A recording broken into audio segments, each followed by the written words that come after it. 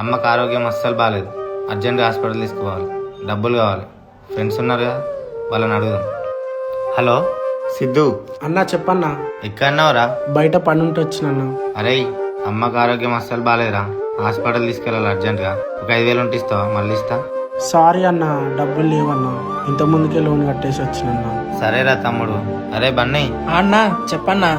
ఎక్కడున్నావురా? ఈడ గడ్డివం కాడ ఉన్నా. అమ్మకు ఆరోగ్యం అస్సలు బాగాలేదురా, ఏమైనా డబ్బులు ఉంటే ఇస్తావా?